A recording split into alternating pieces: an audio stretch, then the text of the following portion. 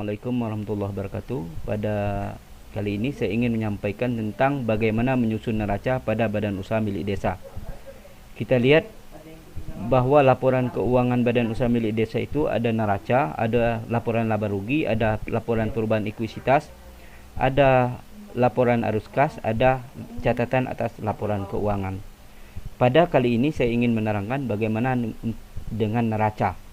Kita lihat pengertian neraca terlebih dahulu, bahwa neraca adalah laporan keuangan yang menyajikan aset, kewajiban, dan ekuisitas suatu entitas pada suatu tanggal tertentu atau pada akhir periode pelaporan.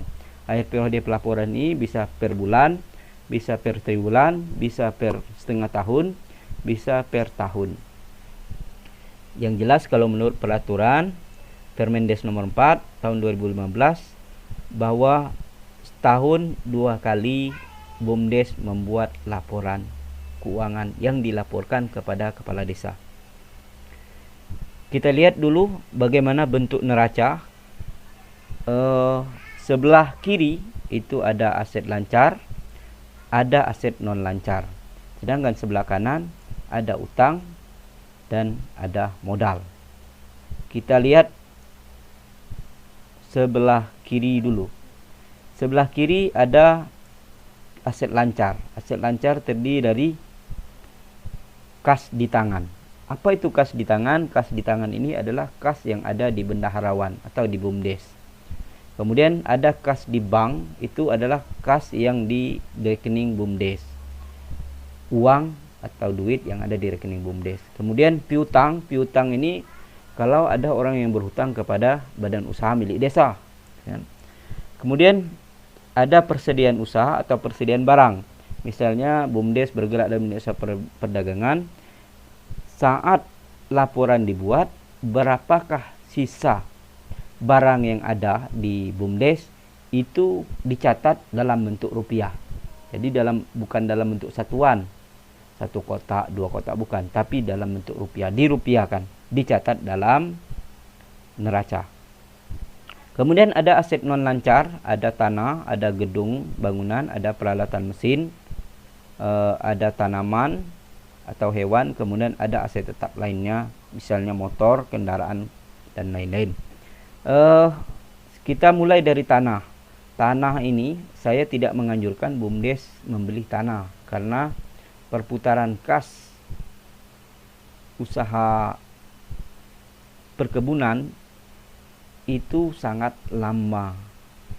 Kalau penyertaan modalnya besar tapi perputaran kasnya lama, nanti dipertanyakan pada saat pelaporan keuangan, kenapa penyertaan modal besar cuma penghasilan belum ada gitu kan. Dan lagi kasihan pengurus BUMDes, nanti tidak gajian karena tidak ada laba gitu kan.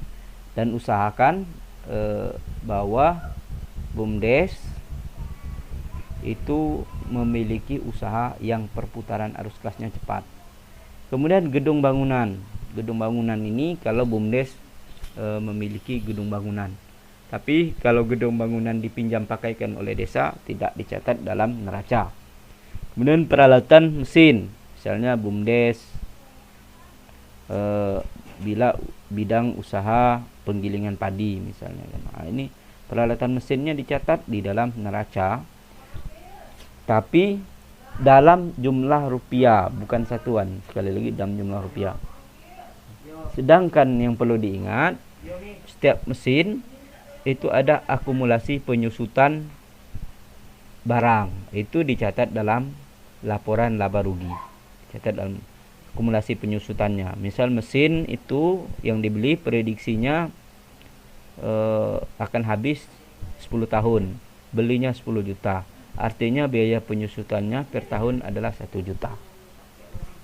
Dan biaya penyusutan itu sebaiknya disimpan. Ketika selesai 10 tahun, biaya itulah nanti yang akan membelikan mesin kembali. Jadi BUMDes tidak perlu lagi untuk meminta penyertaan modal dari desa. Kemudian ada tanaman dan hewan. Ini juga dicatat dalam bentuk rupiah, bukan dalam bentuk Kalau tanaman bukan dalam bentuk batang, kemudian hewan bukan dalam bentuk ekor gitu kan. Kemudian ada aset tetap lainnya. Tuh. Kemudian kita lihat penyertaan modal dari desa, ya dicatat tentunya. Kemudian ada penyertaan modal pihak ketiga sesuai dengan aturan. Penyertaan modal pihak ketiga ini Permendes nomor 4 tahun 2015 menyatakan maksimal 40% penyertaan modal dari pihak ketiga. Kemudian laba rugi ditahan. Misalnya kita buat laporan tahun 2020, sementara tahun 2019 ada laba yang disimpan di bank itu 10 juta misalnya. Itu namanya laba rugi ditahan.